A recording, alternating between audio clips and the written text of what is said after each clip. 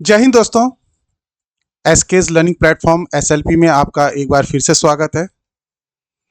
Conduct tool की series जो चल रही है उसके अंदर सेशन 5 में हम बात करने वाले हैं rule 5 taking part in politics and elections, rule 6 joining of association by government servant, rule 7 demonstrations and strikes, GIDs on rule 5, 6 and 7, answer keys for question 24 to 29 जो हमने लास्ट सेशन में रूल 3C के ऊपर आपसे question पूछे थे उनके answer keys को देखेंगे और लास्ट में असाइनमेंट देंगे हम आपको रूल 5 to 7 के ऊपर।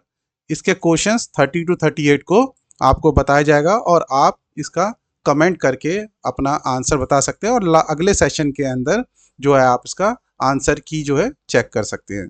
तो ये हमारा आज का डिस्कशन पॉइंट रहेगा, ठीक है। तो चलिए सबसे पहले हम रूल 5 के ऊपर स्टार्ट करते हैं कंडक्ट रूल के। तो कंडक्ट रूल का रूल 5 क्या कहता है? Taking part in politics and elections. तो गवर्नमेंट सर्वेंट अगर पॉलिटिक्स में या इलेक्शन में पार्टिसिपेट करते हैं, उसके अंदर हिस्सा लेते हैं, तो उन्हें क्या क्या चीज़ों का ध्यान रखना पड़ेगा, क्या क्या जो बातें हैं उन्हें समझनी पड़ेगी, उसके बारे में रूल 5 के अंदर कंडक्ट रूल के बताया गया है। तो सबसे पहले इसका सब रूल 1 क्या कहता है ये देख लेते हैं।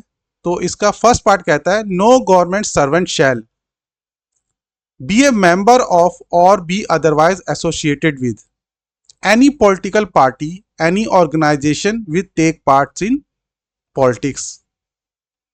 तो देखिए ये पढ़ने का तरीका क्या होता है रूल को कि आप उसको पार्ट्स में डिवाइड कर लीजिए। जैसे इस रूल को मैंने क्या किया, 2 पार्ट में डिवाइड कर दिया, क्योंकि अगर इसको आप एक साथ पढ़ेंगे तो आपको समझने में डिफिकल्टी हो सकती है। तो साथ के साथ ये भी समझते जाएं कि रूल्स को पढ़ने का तरीका क्या होता है। तो आप जब समझ ना आए, रूल बड़ा हो और लंबी स्टेटमेंट हो, तो उसको 2 पार्ट में, 3 पार्ट में, 4 पार्ट में, जितने पार्ट में स्प्लिट करके आप समझ सकते हैं उतने पार्ट में समझ लीजिए। तो सबसे पहले ये बता दिया कि नो गवर्नमेंट सर्वेंट शैल। शैल का मतलब कि कंप्लीटली बैन है, पूरी तरह से प्रोहिबिटेड है। और इसीलिए मैंने इस सब रूल का एक सिंपल लैंग्वेज में यहाँ पे एक बात भी लिख दी ताकि आप लोगों को समझ में आ सके। Prohibition regarding taking part in politics bye government servant, यानी पूरी तरह से प्रोहिबिटेड है गवर्नमेंट सर्वेंट को पॉलिटिक्स में हिस्सा लेने के लिए।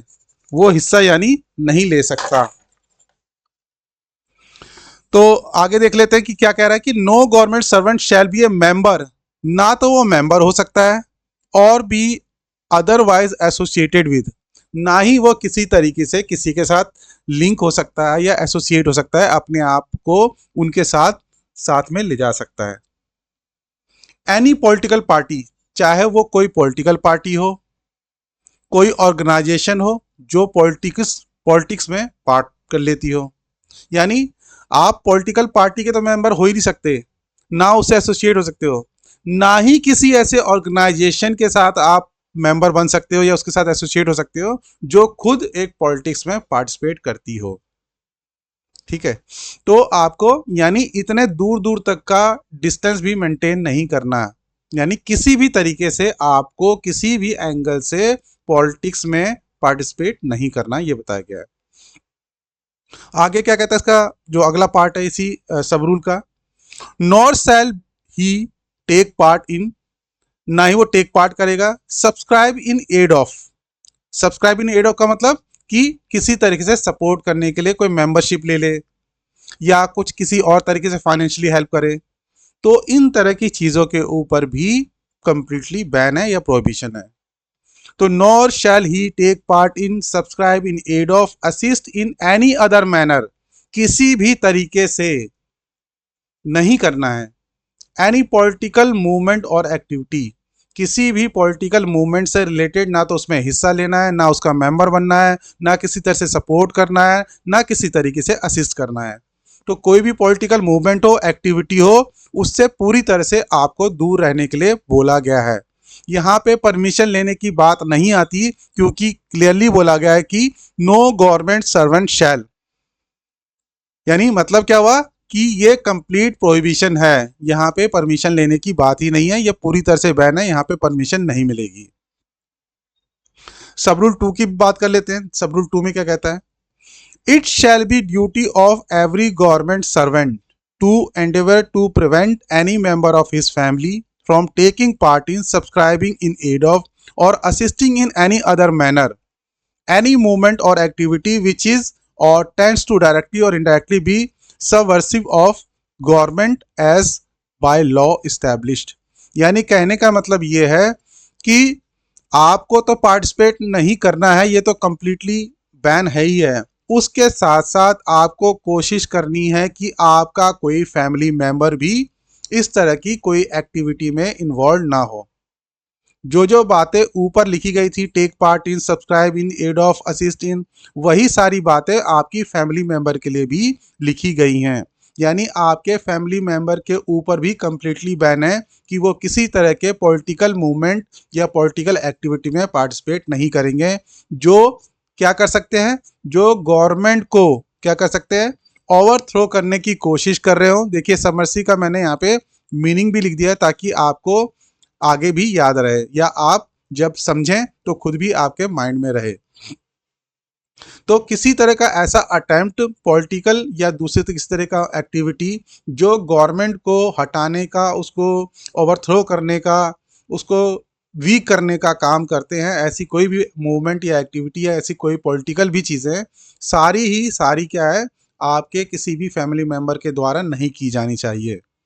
तो यही इसका ही शॉर्ट में या मैंने क्रक्स लिख दिया यहाँ पे, prohibition regarding taking part in politics by family members of government servant. तो गवर्नमेंट सर्वेंट ही नहीं, उसकी फैमिली मेंबर के ऊपर भी रिस्ट्रिक्शन है जो आपको ध्यान में रखना पड़ेगा। And where a government servant is unable to prevent a member of his family from taking part in और सब्सक्राइबिंग इन एड ऑफ और assisting in any other manner any such movement और एक्टिविटी। तो ये जो बोला गया है कि इस तरीके का काम फैमिली मेंबर को नहीं करना है। अगर फैमिली मेंबर इस तरीके का काम करना है तो बीइंग ए गवर्नमेंट सर्वेंट आपकी क्या ड्यूटी बनती है, इसके बारे में यहाँ पे बताया है। तो उन्होंने बोला है कि उस केस में आप करेंगे report to that effect to the government. यानी गवर्नमेंट को आपको रिपोर्ट करना है कि ऐसा ऐसा मेरा फैमिली मेंबर है, वो इस तरह की एक्टिविटी में इन्वॉल्व है, मैंने काफ़ी कोशिश की, वो नहीं माना, लेकिन इसीलिए मैं आपको क्या है, एक रिपोर्ट दे रहा हूँ कि ऐसा ऐसा हुआ है।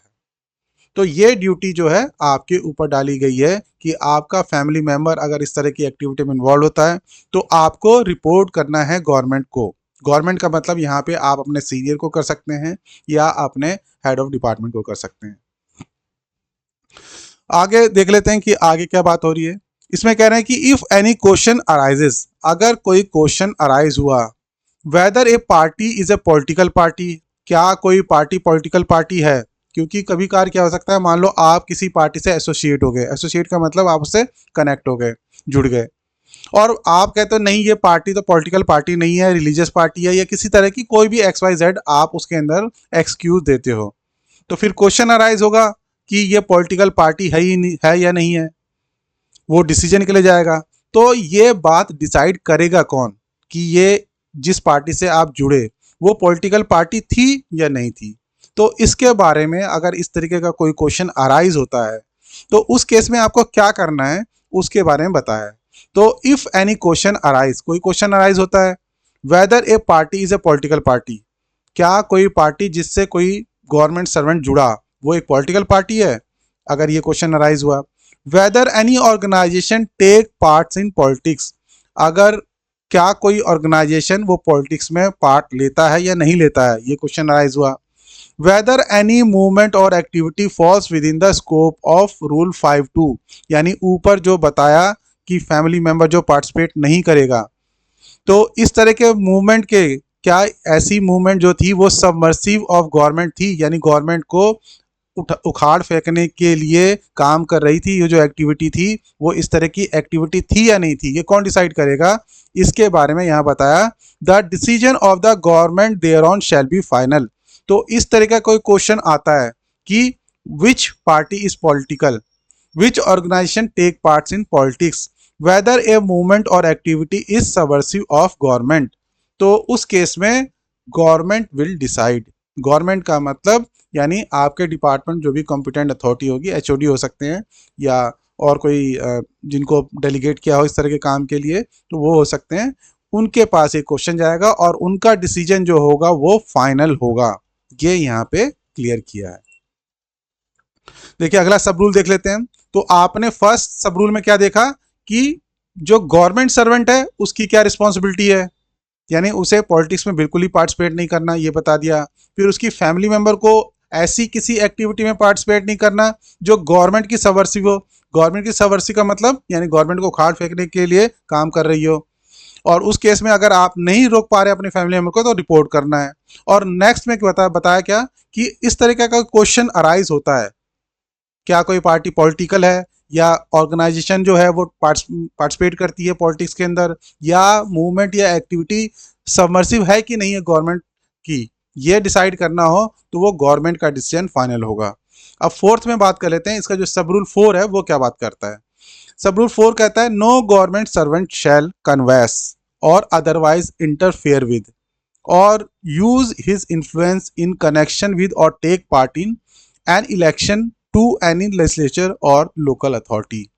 तो गवर्नमेंट सर्वेंट के ऊपर यह भी प्रोहिबिशन है कि वो कन्वास मतलब प्रचार नहीं करेगा, किसी भी पार्टी का प्रचार नहीं करेगा, और अदरवाइज इंटरफेयर विद ना ही इंटरफेयर करेगा इस तरह के किसी काम में। यूज हिज इन्फ्लुएंस, अपना इन्फ्लुएंस भी नहीं यूज करेगा। इन्फ्लुएंस का मतलब मान लो आप सपोज क्या करते हैं, किसी पर्टिकुलर पार्टी को आप पसंद करते हैं, आपने अपने दोस्त से बोला कि यार ये पार्टी जो है बहुत अच्छा काम कर रही है, आप इसको वोट दो, या ये पार्टी बहुत ख़राब काम कर रही है, आप इसको वोट मत दो। ये दोनों ही जो केसेस हैं वो इन्फ्लुएंस को यूज़ करने के लिए है, क्योंकि आप बीइंग ए गवर्नमेंट सर्वेंट आप क्या कर सकते हैं, बहुत से लोगों को जानते हैं, बहुत से लोगों के साथ आपका कनेक्शन हो सकता है, तो उस केस में आपका इन्फ्लुएंस जो है बहुत मैटर करता है। तो बीइंग ए गवर्नमेंट सर्वेंट आपको पॉलिटिकली न्यूट्रल रहना है हमेशा, क्योंकि आप पॉलिटिकल न्यूट्रल नहीं रहेंगे तो आपकी फंक्शनिंग में, आपके ऑफिशियल ड्यूटीज़ के निर्वहन में ये बाधा कर सकता है। आप एक गवर्नमेंट सर्वेंट हैं, आप अपने ऑफिस में हमेशा बने रहेंगे, कोई भी गवर्नमेंट आएगी, कोई भी गवर्नमेंट जाएगी, आपको बिना इस चीज़ को माइंड में लाए कि कौन सी गवर्नमेंट है, आपको अपनी ड्यूटीज़ परफॉर्म करनी है। तो इसीलिए ये बोला गया है कि आप इस तरीके से किसी भी पॉलिटिकल पार्टी से एसोसिएट नहीं हो सकते या उनसे इन्फ्लुएंस भी नहीं होंगे और उनके रिगार्डिंग आप किसी को इन्फ्लुएंस भी नहीं करेंगे। तो यही बताएगा कि कैनवास नहीं कर सकते, आप किसी पार्टी का प्रचार नहीं कर सकते, ना ही इस तरह की किसी एक्टिविटी का इंटरफेरेंस होना चाहिए आपका, अपना इन्फ्लुएंस यूज नहीं करेंगे इन connection with or take part इन। तो कनेक्शन, किसका कनेक्शन ये बात कर रहे हैं, इलेक्शन टू एनी लेजिस्लेचर, यानी आप स्टेट में कोई इलेक्शन हो रहा है उसके रिगार्डिंग बात की, लोकल अथॉरिटी में भी हो रहा है जैसे एमसीडी या इस तरह की चीज़ें होती हैं, तो वहाँ पे भी कोई इलेक्शन हो रहा है, तो ना तो आप उसके अंदर पार्टिसिपेट कर रहे हैं, ना उसके अंदर आप किसी तरीके का किसी पार्टी के लिए, किसी कैंडिडेट के लिए प्रचार करेंगे। तो ये आपके लिए पूरी तरह से बैन है। प्रोवाइडेड दैट, अब कुछ कंडीशंस बता दिए यहाँ पे कि क्या प्रोवाइजो है या क्या कंडीशंस हैं। एक government servant qualified to vote at such election, लेकिन क्योंकि राइट टू वोट आपको कॉन्स्टिट्यूशनल मिला हुआ है, तो ये कॉन्स्टिट्यूशनल राइट की वजह से आप क्या कर सकते हैं, अपना वोट एक्सरसाइज कर सकते हैं, अपना वोट वहाँ पे किसी भी पार्टी को जिस तरीके से बाकी सिटीजन दे रहे हैं उस तरीके से अपना वोट दे सकते हैं। तो यही कह रहे हैं एक government servant qualified to vote at such election, तो इस तरीके इलेक्शन या लेजिस्लेचर का हो या लोकल अथॉरिटी का हो, इस तरह के किसी इलेक्शन में अगर आप क्वालिफाइड हैं वोट करने के लिए तो may exercise his right to vote, तो आप अपना जो राइट टू वोट है यानी वोट आप डाल सकते हैं। But where he does so, लेकिन जब भी आप इस तरीके से करेंगे, he shall give no indication of manner in which he proposes to vote or has voted, तो आप किसी तरीके से भी ये इंडिकेशन नहीं देंगे कि आपने किसको वोट किया या आप किसको वोट करने वाले हैं। ठीक है, तो ये चीज़ आपको ध्यान में रखनी कि आपका राइट टू वोट है, लेकिन आप किसी तरह से कोई भी इंडिकेशन नहीं देंगे कि मैंने इसको वोट किया। क्यों नहीं देंगे, क्योंकि उससे आप अपना इन्फ्लुएंस फिर यूज़ कर रहे हैं, जो कि यहाँ पे कंप्लीटली प्रोहिबिटेड है, यूज़ हिज इन्फ्लुएंस, जो कि मना कर रखा है कि आपको अपना इन्फ्लुएंस यूज़ नहीं करना है। अगली कंडीशन क्या कहती है, a government servant shall not be deemed to have contravened the provision of this sub rule by reason only that he assist in conduct of an election in due performance of duty imposed on him by or under any law for the time being in force। तो आप सब क्या है, एक government servant है और आप जानते हैं कि आप सबकी इलेक्शन में ड्यूटी भी लगती है। आप प्रिसाइडिंग ऑफिसर बनते हैं, आप पोलिंग एजेंट भी बनते हैं, सॉरी पोलिंग ऑफिसर बनते हैं। तो पोलिंग 1 2 3 इस तरह से ड्यूटी भी लगती है और प्रिसाइडिंग ऑफिसर की भी आपकी ड्यूटी लगती है। तो उस केस में आप क्या करते हैं, आपको एक बाय लॉ एक ड्यूटी दी गई है। तो जब आप बाय लॉ ड्यूटी कर रहे हैं और असिस्ट कर रहे हैं किसमें, इलेक्शन को कंडक्ट कराने में, और उसके रिगार्डिंग आपके ऊपर ड्यूटी डाली गई है, तो वो जो है उसको नहीं माना जाएगा कि आपने उसके तहत ये ड्यूटी परफॉर्म करने की वजह से इस रूल का वायलेशन किया है, क्योंकि आप क्या कर रहे हैं, बाय लॉ एक ड्यूटी को परफॉर्म कर रहे हैं जो आपके ऊपर इम्पोज की गई है। तो जब आपको एक ड्यूटी दी गई है कि ये काम करना है, तो आपको उस ड्यूटी को परफॉर्म करना है। लेकिन उस ड्यूटी को परफॉर्म करते हुए भी एक चीज़ आप ध्यान में रखें, आप किसी तरह से किसी पॉलिटिकल पार्टी के फेवर में कोई काम ना करें। तो ये भी जो है चीज़ मना है। ठीक है। एक्सप्लेनेशन, इसके अंदर ये एक्सप्लेनेशन देखिए, ये जो पूरा रूल है ये अपने आप में इंपॉर्टेंट है, मेन रूल ही बहुत इंपॉर्टेंट है। इसके अंदर से क्वेश्चंस कई बार आए हुए हैं और रिपीट भी हुए हैं, तो ये आप ध्यान में रखना कि इस क्वेश्चंस को उन जो इसके ऊपर बेस्ड है उनको अच्छी तरह से कर पाएं और रूल को अच्छी तरह से समझ लें। तो एक्सप्लेनेशन क्या कहता है, the display by a government servant on his person vehicle residence of any electoral symbol, यानी आपने अपने ऊपर, पर्सन का मतलब होता है वो इंसान की बॉडी, व्हीकल तो आप समझ गए कि कोई कार है, कोई दूसरी तरह की चीज़ है, मोटरसाइकिल है, कोई भी चीज़ है व्हीकल पे जो काउंट कर रहे हैं आप। रेजिडेंस अपने घर पर, तो आपको वहाँ पे डिस्प्ले अगर कर रहे हैं किसी इलेक्ट्रोल सिंबल का, मान लो आपने XYZ पार्टी का झंडा लगा लिया या कुछ और किसी तरह का कोई सिंबल लगा लिया जिससे पता चल रहा है कि उस पार्टी का सिंबल है, तो वो क्या माना जाएगा, shall amount to using his influence. तो ये माना जाएगा कि उसने अपना इन्फ्लुएंस यूज किया है इन कनेक्शन विद एन इलेक्शन। तो इलेक्शन से रिलेटेड ये इन्फ्लुएंस माना जाएगा। तो इसीलिए ना अपनी बॉडी के ऊपर, ना अपने व्हीकल के ऊपर, ना अपने घर के ऊपर कोई भी किसी भी पार्टी का आपको इलेक्ट्रोल सिंबल यूज करना है जिससे ये मान लिया जाए कि ये इन्फ्लुएंस यूज करना होगा।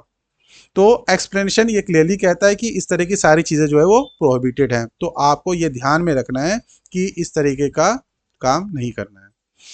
चलिए, अब ये तो आपका रूल 5 कंप्लीट हो गया।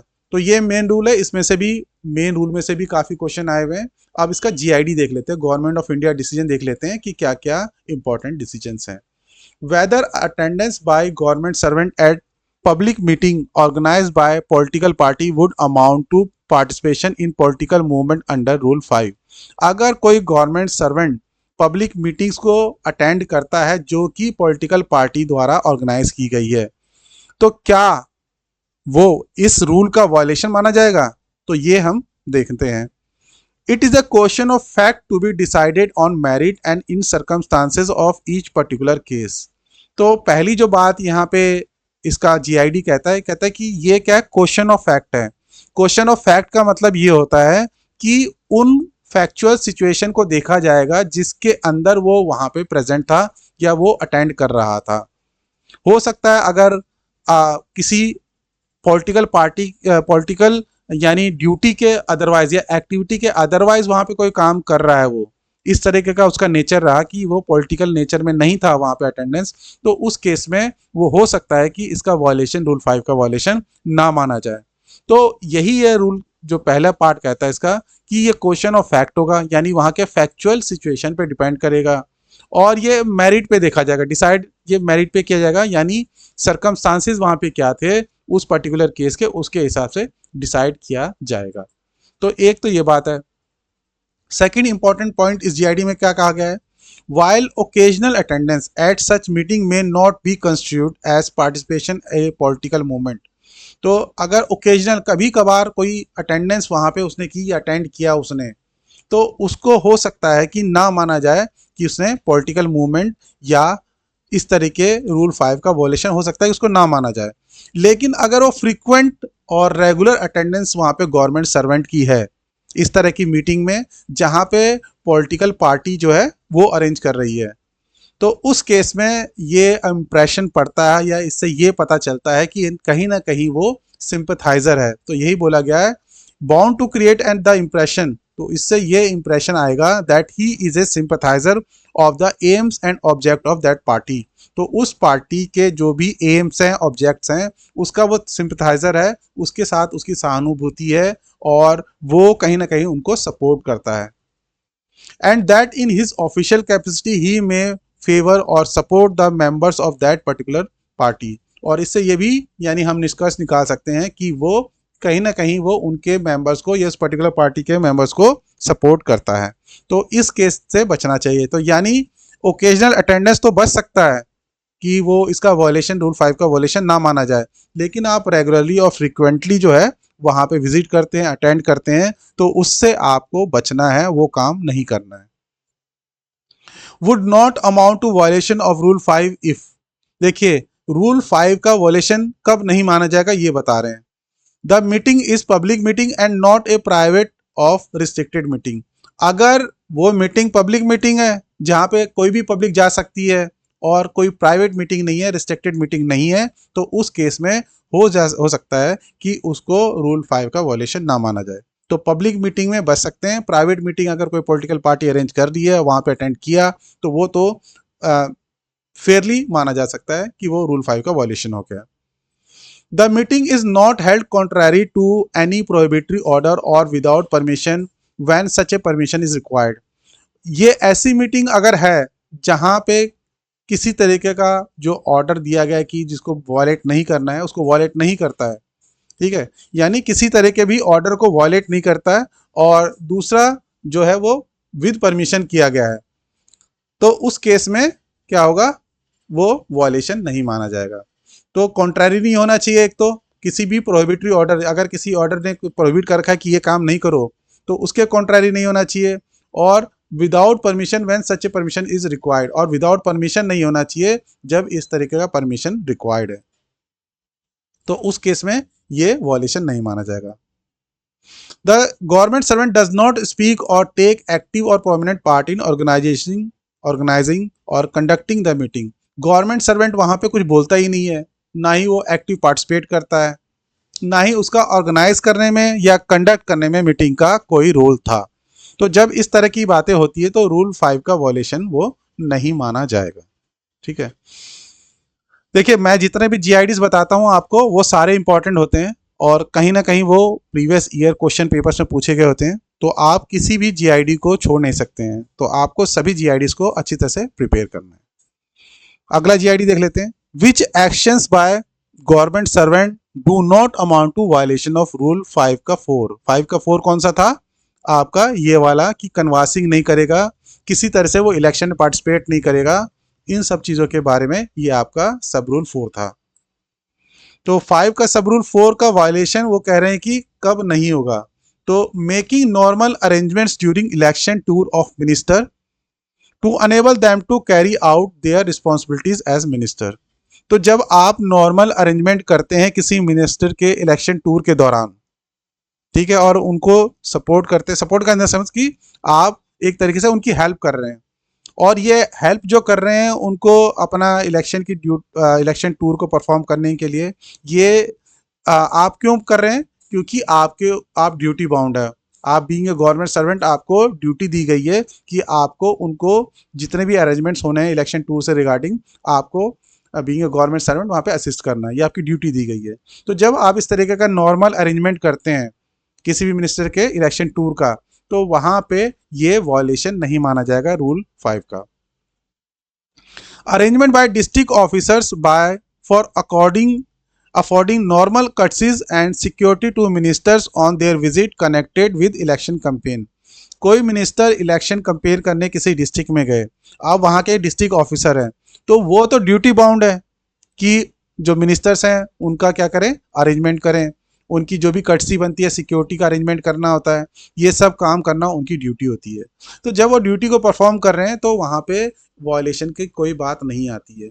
तो इसीलिए बोला कि अगर डिस्ट्रिक्ट ऑफिसर कोई अरेंजमेंट कर रहे हैं और जहाँ पे उनको नॉर्मल कर्टसीज जो होती है उनको रिसीव करना है, उनका किसी और तरीके से हेल्प करनी है और उनकी सिक्योरिटी देखनी है, तो इन सब तरह की चीज़ों जो है वो इसके वॉयलेशन में नहीं आएंगी। Which action by government servant would amount to violation of rule 5 का सब रूल 4। तो ये 5-4 का जो है वायलेशन कब माना जाएगा, इसके भी कुछ आप यहाँ पे इंस्टांसेस देख लीजिए, और ये क्वेश्चन पेपर में पूछे गए हैं, ये भी पूछा गया है और इनमें से भी पूछे गए हैं, तो आपको ध्यान में रखना है। Except when it is necessary for maintaining law and order. जब आपको लॉ एंड ऑर्डर मेंटेन करना है उन सिचुएशंस को छोड़कर, and affording normal protection to ministers, या आपको मिनिस्टर को प्रोटेक्शन देने का काम दिया गया है, एक ड्यूटी दी गई है। The following would amount to violation of rule 5। तो ये सारे के सर्कमस्टांसेस जो हैं वो वायलेशन माने जाएंगे, यानी लॉ एंड ऑर्डर सिक्योरिटी का मसला छोड़ देते हैं, उसके अलावा जो बाकी ये पॉइंट्स हैं उनमें जो है अगर आप कोई काम कर रहे हैं तो ये आपका वायलेशन माना जाएगा रूल 5 का। तो organizing election meetings for minister, आपने इलेक्शन मीटिंग्स मिनिस्टर के लिए ऑर्गेनाइज की, लेकिन वो क्या है, लॉ एंड ऑर्डर मेंटेन करने के लिए नहीं था और मिनिस्टर के प्रोटेक्शन के लिए नहीं था। इन दो सर्कमस्टांसेस को छोड़कर बाकी किसी सर्कमस्टांसेस में आपने मिनिस्टर्स के लिए एक मीटिंग ऑर्गेनाइज की, इलेक्शन मीटिंग ऑर्गेनाइज की, आपको क्या माना जाएगा कि आपने रूल 5 का वॉयलेशन किया है और आपके खिलाफ डिसिप्लिनरी प्रोसीडिंग्स हो सकती हैं। Being present during those meetings, आप उन मीटिंग्स में प्रेजेंट होते हैं जिसके अंदर ये इलेक्शन की बातें चल रही हैं या मिनिस्टर इलेक्शन की मीटिंग ले रहे हैं, उसमें आप प्रेजेंट होते हैं, और आपका इन दोनों में से लॉ एंड ऑर्डर से कोई लेना देना नहीं है और मिनिस्टर के सिक्योरिटी से कोई लेना देना नहीं है वहाँ पे, यानी ये काम आपको नहीं सौंपा गया है, तो भी क्या होगा, ये वॉयलेशन माना जाएगा। Participation in meeting demonstration organized by the political parties, तो पॉलिटिकल पार्टीज अगर मीटिंग्स या डेमोन्स्ट्रेशंस कुछ ऑर्गेनाइज करती हैं, आप उसके अंदर पार्टिसिपेट कर रहे हैं, आपकी कोई ड्यूटी असाइन नहीं की वहाँ पे प्रेजेंट रहने के लिए, तो भी आप वहाँ पे वॉयलेशन कर रहे हैं। Taking active part, active word जो है बहुत इंपॉर्टेंट है, एक्टिव का मतलब ये होगा कि आपने खुल के वहाँ पे काम कर रहे हैं। Taking active part in holding rallies, आप रैलीज में पार्टिसिपेट कर रहे हैं और एक्टिव आपका पार्टिसिपेशन है। इन support of any political party, किसी भी पॉलिटिकल पार्टी के सपोर्ट में आप किसी तरीके की रैली में जो है एक्टिव पार्टिसिपेशन कर रहे हैं। By arranging crowds and arranging transport for bringing those crowd, तो कभी कभार जब रैलियां निकलती है तो लोगों को, भीड़ को इकट्ठा किया जाता है और उनको बसों में बिठा के ले जाया जाता है जहां पे भी वो रैली या किसी तरह की मीटिंग या डेमोन्स्ट्रेशन ऑर्गेनाइज होनी होती है। तो अगर आप इस तरह के किसी काम में भी पार्टिसिपेट कर रहे हैं तो ये सब जो है वायलेशन माना जाएगा रूल 5 का। आगे देख लेते हैं और जो इंपॉर्टेंट बातें, प्रोपोजिंग और seconding the nomination of a candidate at an election bye government servant, आप किसी कैंडिडेट के नाम को सपोर्ट कर रहे हो, उसको सेकंड कर रहे हो, उसको आप जो है सपोर्ट कर रहे हो, तो इस तरीके का नॉमिनेशन को सपोर्ट करना, प्रपोज करना किसी भी गवर्नमेंट सर्वेंट के लिए प्रोहिबिटेड है और ये परमिसिबल नहीं है। परमिसिबल मतलब आप अगर परमिशन भी मांगते हैं कि मैं नहीं, मुझे परमिशन दीजिए, मैं किसी कैंडिडेट को सपोर्ट करना चाहता हूं, उसको सेकंड करना चाहता हूं, उसके फेवर में मैं कुछ जो है अपना लेटर देना चाहता हूं, इस तरह की किसी भी बात का अगर आप मांगेंगे भी तो परमिशन नहीं मिलेगी, या परमिशन आपको मिली भी है तो वो भी वैलिड नहीं है, क्योंकि ये पूरी तरह से जो है प्रोहिबिटेड एक्ट है। तो एक क्वेश्चन पेपर में ये बोला गया था कि क्वेश्चन आया था, एक गवर्नमेंट सर्वेंट है, उसने परमिशन लेकर किसी कैंडिडेट का नाम जो है या नॉमिनेशन जो है उसको सेकंड किया है या उसको प्रपोज किया है, तो बताइए क्या ये वॉयलेशन है कि नहीं है। तो मैंने जैसे कि अभी एक्सप्लेन किया, ये कंप्लीट वॉयलेशन है, क्योंकि इस तरह की किसी भी तरह की एक्टिविटी कंप्लीटली प्रोहिबिटेड है, तो ये काम आप नहीं कर सकते, इवन विद परमिशन भी नहीं कर सकते। तो ये बहुत इंपॉर्टेंट बात। अगला जो पॉइंट है, acting as election agent, polling agent or counting agent for any political party by government servant, तो आप जब इलेक्शन एजेंट करते हैं, तो इलेक्शन एजेंट यानी यहाँ पे जो बात हो रही है किसी पॉलिटिकल पार्टी के आप एजेंट बन गए, तो इलेक्शन एजेंट बन जाए, पोलिंग एजेंट बन जाए। पोलिंग एजेंट जो है जो पॉलिटिकल पार्टी की तरफ से जब पोलिंग हो रही होती है, इलेक्शन में वोट डल रहा होता है, तो वहाँ पे बैठते हैं उस रूम में बैठते हैं जहाँ पे इस तरीके का काम हो रहा होता है। तो काउंटिंग एजेंट हो गया पॉलिटिकल पार्टी की तरफ से, काउंटिंग एजेंट होते हैं जब काउंटिंग हो रही थी तो वो पॉलिटिकल पार्टी की तरफ से बैठते हैं ध्यान रखने के लिए या ऑब्जर्व करने के लिए। तो इस तरीके का कोई भी काम आप किसी पॉलिटिकल पार्टी की तरफ से कर रहे हैं तो ये प्रोहिबिट है और आपको नहीं करना है। Government servant should keep themselves away from demonstration in the vicinity or neighborhood of government offices। तो आपके गवर्नमेंट ऑफिस के पास आपकी विसिनिटी में मान लो कोई डेमोन्स्ट्रेशन हो रहा है, कोई पॉलिटिकल पार्टी डेमोन्स्ट्रेशन कर रही है या अदरवाइज भी किसी भी तरीके का डेमोन्स्ट्रेशन हो रहा है, तो आपको उन सब चीज़ों से दूर रहना है। जैसे कभी कभार क्या होता है, एक टेंडेंसी होती है कि आप गवर्नमेंट ऑफिस में इस तरीके का आपने प्रोटेस्ट नीचे देखा, ऑफिस के बाहर देखा, आप जाके वहाँ पे शामिल हो गए, शामिल इन द सेंस कि आप वहाँ पे जाके खड़े भी हो गए। तो इस तरह की एक्टिविटी से भी आपको दूर रहना है, ये भी जीआईडी में बताया गया है। तो आपके विसिनिटी यानी आपके नेबरहुड, आपके आसपास ऑफिस के, गवर्नमेंट के पास जब भी इस तरह की चीज़ें हो रही हों, अपने आप को उनसे दूर रखो। Participation of government servant in Indo foreign cultural organisations and book club run by foreign agencies. तो अगर आपको किसी इंडो फॉरेन कल्चरल ऑर्गेनाइजेशन है, ठीक है, उसके अंदर पार्टिसिपेशन करना है, या कोई बुक क्लब है जो फॉरेन एजेंसी जिसको रन करती है उसमें पार्टिसिपेशन करना है, तो ये अलाउड नहीं है और आपको इसे अवॉइड करना है। अवॉइड इन द सेंस कि आपको इन तरह की एक्टिविटीज़ में पार्टिसिपेट नहीं करना है। लेकिन एक इसके अंदर एग्जाम्पशन टाइप का कह सकते हो कि जहाँ पे प्रायर परमिशन मिल सकती है, ये मैंने एग्जैक्ट इसके नीचे ही लिखा है, ज्वाइनिंग फॉरेन लैंग्वेज क्लासेस। लेकिन अगर आप फॉरेन लैंग्वेज क्लासेस ज्वाइन करना चाहते हो जो कि इंडो फॉरेन कल्चरल ऑर्गेनाइजेशन जो है ऑर्गेनाइज कर रही है, कंडक्ट कर रही है, तो उसके लिए आप परमिशन लेके ज्वाइन कर सकते हो, प्रायर परमिशन रिक्वायर्ड है। ठीक है, इसके लिए तो यहाँ पे नॉट अलाउड मना कर रखा है कि आपको अवॉइड करना चाहिए अगर आप किसी तरह से उसमें पार्टिसिपेशन करना चाहते हो इस तरह के कल्चरल ऑर्गेनाइजेशन में। लेकिन वहीं अगर वो किसी तरीके का फॉरेन लैंग्वेज क्लासेस चला रहे हैं या इस तरह का कोई कोर्स चला रहे हैं, तो वहाँ पे आप परमिशन लेके क्या कर सकते हैं, वहाँ पे पार्टिसिपेट कर सकते हैं। तो ये अलाउड है कि आप लैंग्वेज क्लासेस सीख सकते हैं। Participation by government servant in activities of RSS and Jamaat e Islami, ये दोनों ही जो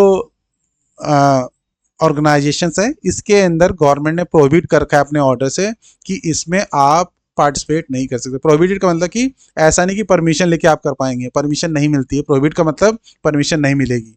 जहाँ पे मैं प्रोहिबिट लिखता हूँ उसका मतलब कि वहाँ पे परमिशन नहीं मिलती है, और जहाँ मैंने लिखा परमिसिबल यानी वहाँ पे आप अगर परमिशन लें तो वो काम कर सकते हैं। तो ये दोनों में डिफरेंस भी आपको समझना है। पार्टिसिपेशन बाय गवर्नमेंट सर्वेंट इन धर्म प्रचारक संस्था, दूरदर्शी पार्टी, ये भी जो है दोनों में ये प्रोहिबिटेड है, अलाउड नहीं है। ज्वाइनिंग भारत सेवक समाज, तो ये परमिटेड है और यहाँ पे जो परमिशन है वो फ्रीली ग्रांट की जानी चाहिए, ये भी सजेस्ट किया हुआ है ऑर्डर के द्वारा। इसका रीज़न क्या है कि भारत समाज सेवक जो है, सेवक समाज जो है, ये non official non political organization है और इसको प्लानिंग कमीशन के इंस्टांस पे, उनके डायरेक्शंस पे जो है इसको इस्टेब्लिश किया गया था। तो जो चीज़ नॉन पॉलिटिकल है, नॉन ऑफिशियल है और जिसका जो काम क्या है, ये नेशनल डेवलपमेंट प्लान जो है उनको इम्प्लीमेंट करने के लिए बनाया गया था। तो ये तो गवर्नमेंट की एक्टिविटीज़ को फर्दरेंस में यानी गवर्नमेंट एक्टिविटी को आसानी से इम्प्लीमेंट करने के लिए बनाया गया था, इस वजह से इसके अंदर परमिशन मिल सकती है। परमिटेड का मतलब कि परमिशन यहाँ पे मिल जाएगी, और ये भी बोला गया जीआईडी के अंदर कि इसके अंदर परमिशन फ्रीली दी जाए यानी आसानी से दी जाए। ज्वाइनिंग संयुक्त सदाचार समिति, only intimation is required, permission not required. इसके अंदर परमिशन की जरूरत नहीं है, आप इंटीमेशन दे दो कि हम ज्वाइन करना चाहते हैं इस समिति को, और वहाँ पे गवर्नमेंट सर्वेंट को बोला गया कि यहाँ पे ज्वाइन कर सकते हैं। तो इसका भी क्योंकि नॉन पॉलिटिकल और नॉन सेक्टेरियन कैरेक्टर है, यानी किसी तरह का यहाँ पे कोई पॉलिटिकल या कोई रिलीजियस मोटिव नहीं रहता है, इस वजह से यहाँ पे इसको जो है फ्रीली बोला कि आप इंटीमेशन के द्वारा ही सिर्फ कर सकते हो। और इसका एम क्या था एक बार ये देख लें, with objective mainly of creating social and moral crime, discuss anti social and corrupt practices. तो करप्ट और एंटी सोशल जो प्रैक्टिसेस थे उसको हटाने के लिए, उसको कमज़ोर करने के लिए ये जो है संयुक्त सदाचार समिति बनाई गई थी।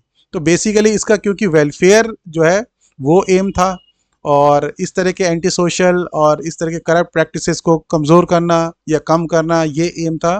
तो इसीलिए यहाँ पे बोला कि इंटीमेशन दे के ही सिर्फ इसमें ज्वाइन किया जा सकता है। इंटीमेशन का मतलब कि आपको रिटर्न में लिख के तो देना है, परमिशन के लिए आपको वेट नहीं करना, ये यहाँ पे बताया गया। अगला, association of government servant with socio religious bodies. तो सोशो रिलीजियस बॉडी में भी अगर एसोसिएशन है तो उसको भी अवॉइड करना है।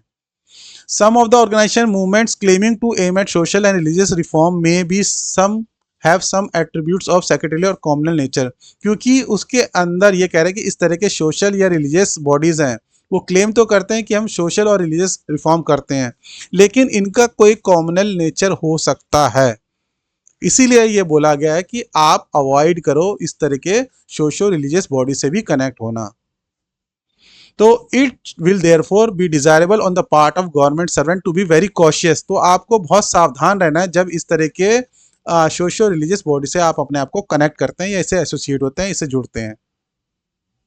The responsibility for the consequences of the decision to join any organization and participating in the activities with rest with the employee himself. यानी अगर कोई एम्प्लॉय अपने आप को इस तरह के सोशो रिलीजियस बॉडी से जोड़ता है और उसकी किसी एक्टिविटी से ये पता चलता है कि वो कॉम्युनल नेचर की है और कुछ कंप्लेंट आती है, तो उस केस में जो सारी रिस्पॉन्सिबिलिटी होगी वो गवर्नमेंट एम्प्लॉय की होगी। ये जीआईडी से क्लियर कर दिया गया है।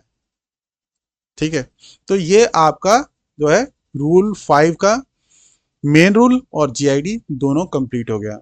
अब हम बात कर लेते हैं रूल 6 की। रूल 6 क्या कहता है? रूल 6 कहता है joining of association by government servant. जो गवर्नमेंट सर्वेंट अगर एसोसिएशन ज्वाइन करता है तो उन्हें किन बातों का ध्यान रखना पड़ेगा। No government servant shall join or continue to be a member of an association the object or activities of which is prejudicial to the interest of sovereignty and integrity of India और public order और morality। कह रहे कि किसी भी government servant को ये चीज़ मना है, प्रोहिबिटेड है, किसी भी तरह के एसोसिएशन से जुड़ना जिसका ऑब्जेक्टिव क्या है, जिसकी ऑब्जेक्टिव से या किसी एक्टिविटी से हमारे देश की सॉवरेंटी पर, सॉवरेंटी मतलब कि कोई इंटरफेरेंस हमारे देश के कामकाज में नहीं किसी का होना चाहिए, उसमें अगर कोई क्या है बाधा आती है, उसको कोई नुकसान पहुंचता है, इंटीग्रिटी ऑफ इंडिया, इंडिया के इंटीग्रिटी पर, इसके इंटीग्रल पार्ट होने पर कुछ प्रॉब्लम आती है, पब्लिक ऑर्डर, कुछ ऐसी बात हो जाए इसकी एक्टिविटी से, जिस एसोसिएशन से जुड़ रहा है, जिससे पब्लिक ऑर्डर को खतरा हो, यानी डिसऑर्डर हो जाए, कोई राइट्स हो जाए, वहाँ पे कोई दंगा हो जाए, मोरालिटी जो कि मोरल ना हो, ऐसी एक्टिविटी। तो इस तरह के एसोसिएशन से, देखिए एसोसिएशन से जुड़ सकते हैं लेकिन इस तरह के एसोसिएशन से नहीं जुड़ सकते जिनसे हमारे देश की सॉवरेंटी, इंटीग्रिटी, पब्लिक ऑर्डर और मोरालिटी पे खतरा आए। ठीक है, तो इसी तरह के सिर्फ ऑर्गेनाइजेशन से मना कर रखा है उन्होंने एसोसिएशन से जुड़ने के लिए। बाकी में आप जुड़ सकते हैं जो सिंपल है, जिनका इस तरीके का कोई भी खतरा नहीं है जिनकी एक्टिविटी से। तो आपका अगर आप आर्टिकल 19 का 4 कॉन्स्टिट्यूशन ऑफ इंडिया को रेफर करेंगे और 19(1) के सी को रेफर करेंगे तो उसके अंदर आपको देखेंगे कि आपका ये फंडामेंटल राइट है कि आप एसोसिएशन से जुड़ सकते हैं या आप एसोसिएशन बना सकते हैं। लेकिन वहीं आर्टिकल 19 के 4 में बोला है कि आपको राइट है, फंडामेंटल राइट है किसी एसोसिएशन से जुड़ने के लिए, लेकिन वो एसोसिएशन जो है किसी भी तरीके से इंडिया की sovereignty, integrity, public order, morality पे कहीं से भी खतरा ना लाए। तो उसी को रेफरेंस से ये आप समझ सकते हैं कि वहीं से एक तरीके से इंस्पायर होके इस रूल को बनाया गया है। ठीक है, तो कॉन्स्टिट्यूशन से एक तरह से कह सकते हैं कि वहां से लिया गया है, वहां पे भी यही बात बताई गई है और यहाँ पे भी यही बात बताई गई है। तो एम यानी इसका क्या हुआ कि आप अदरवाइज किसी एसोसिएशन से जुड़ सकते हैं, लेकिन ऐसा एसोसिएशन जो इंटीग्रिटी, सॉवरेंटी और पब्लिक ऑर्डर, मोरालिटी के खिलाफ है, उससे आप अपने आप को दूर रखेंगे, उसको आप बिल्कुल भी ज्वाइन नहीं कर सकते। ये आपका छोटा सा रूल 6 है। इस पे जीआईडी देख लेते हैं। Display of posters and other notices by government servants, unions and association in government offices, ये प्रोहिबिटेड है। आप अगर कोई पोस्टर या कोई दूसरे तरह के नोटिस जो गवर्नमेंट सर्वेंट के यूनियंस होते हैं या एसोसिएशंस होते हैं उसको आप ऑफिस में चिपकाते हैं या डिस्प्ले करते हैं, तो ये मना कर रखा है जीआईडी द्वारा। ठीक है। एसोसिएशंस यूनियंस में be allowed to display notices at appropriate places relating to, लेकिन कुछ कुछ जो पोस्टर्स या आपके नोटिसेस हैं वो उनको अप्रोप्रिएट प्लेसेस पे लगाया जा सकता है। अप्रोप्रिएट का मतलब ऑफिसेज पे नहीं, किसी जिस जगह पे उसके लिए बना रखा हो कि यहीं पे नोटिसेस लगने हैं, कोई नोटिस बोर्ड बना रखा है तो वहीं पे ही। और वो किस तरह के नोटिस हो सकते हैं, जिसके अंदर date, time, place and purpose of a meeting बताया गया हो। अगर एसोसिएशन ने कोई मीटिंग रखी है अपने मेंबर्स के लिए और उन मेंबर्स को ये डेट कब होगा, टाइम क्या होगा, प्लेस क्या होगा उस मीटिंग के लिए ये बताया गया है, तो वो सब चीज़ें जो है वो नोटिस बोर्ड पे अलाउड है। Statements of accounts of income and expenditure of union and association, जब यूनियन और एसोसिएशन के पास कुछ पैसे भी आते हैं तो उसका किस तरीके से अकाउंट मेंटेन किया गया है, उसकी स्टेटमेंट, एक्सपेंडिचर के रिगार्डिंग अगर कुछ नोटिस डिस्प्ले करना है तो वो भी किया जा सकता है। Announcements regarding holding of election excluding canvassing therefore and result therefore, तो अगर जैसे कि एसोसिएशन का इलेक्शन होता है तो उसके रिगार्डिंग अगर कुछ अनाउंसमेंट करना है कि इस डेट को इलेक्शन होगा, मेंबर्स आके वोट करें, तो आप ये कर सकते हैं। लेकिन इसके अंदर क्या करना है, कन्वासिंग, आप प्रचार करने के लिए, किसी को सपोर्ट करने के लिए आप जो है वहाँ पे नहीं काम करेंगे, नोटिस बोर्ड में नहीं लगाएंगे। यानी आप किसी में ऐसे, जैसे एक नोटिस बनाया आपने कि ये मेंबर इलेक्शन में खड़ा हो रहा है, इसको आप वोट करें, सपोर्ट करें, इस तरीके का नोटिस आप नहीं चिपका सकते हैं। ठीक है, वो मना है। सिर्फ आप ये बता सकते हैं कि इस तारीख को इलेक्शन होना है और आप आके वोट करें, ये अलाउड है। रिजल्ट के लिए भी कर सकते हैं, रिजल्ट जैसे आए कि इस तरीके से ये कैंडिडेट जो है इतने इतने वोट से जो है इलेक्ट हो गया है, तो इतना कर सकते हैं। लेकिन किसी तरह से कन्वासिंग जो है वो अलाउड नहीं है, ये एक्सक्लूडेड है। अगला क्या है, reminders to the member of association union about their dues outstanding, अगर मेंबर्स का कुछ ड्यूज आउटस्टैंडिंग है, ठीक है, अगर मेंबर्स का इन एसोसिएशन में जो जुड़े हुए हैं या जिनके लिए एसोसिएशन है उन मेंबर्स के लिए उनका कुछ ड्यूज आउटस्टैंडिंग है और आप नोटिस लगाते हैं कि इन इन लोगों का ड्यूज आउटस्टैंडिंग है, आप लोग पेमेंट कर दें, तो ये इस तरीके का जो नोटिस है वो अलाउड रहेगा, इसमें कोई वॉयलेशन नहीं माना जाएगा। Announcement relating association unions are prohibited if they are, कौन कौन से अनाउंसमेंट जो है प्रोहिबिटेड रहेंगे उसके बारे में भी यहाँ पे एक बार देख लेते हैं। इन नेचर ऑफ क्रिटिसिज्म, अगर आपने कोई अनाउंसमेंट की है जिसके अंदर गवर्नमेंट की कोई क्रिटिसिज्म है, किसी पर्सन का भी क्रिटिसिज्म है, वो चीज़ अलाउड नहीं है। इस तरीके का अनाउंसमेंट प्रोहिबिटेड है, कंप्लीटली बैन है। सबवर्सिव ऑफ डिसिप्लिन, अगर जो अनाउंसमेंट की जा रही है उससे किसी डिसिप्लिन का वायलेशन हो रहा है या किसी डिसिप्लिन को चैलेंज किया जा रहा है, तो ये सारी बातें जो है वो अलाउड नहीं है, अनाउंसमेंट अलाउड नहीं है, प्रोहिबिटेड है। कंटेन ऑब्जेक्शनेबल और ऑफेंसिव लैंग्वेज, अगर कोई ऑफेंसिव या ऑब्जेक्शनेबल यानी जिससे किसी को कुछ हर्ट कर सकता है, किसी के खिलाफ जा रहा है, तो इस तरह की, और ऑफेंसिव हो, मान लो कुछ उसके अंदर एब्यूजिव टाइप का हो, कुछ गाली गलौज टाइप का हो, तो ये सब चीज़ें जो है अलाउड नहीं है।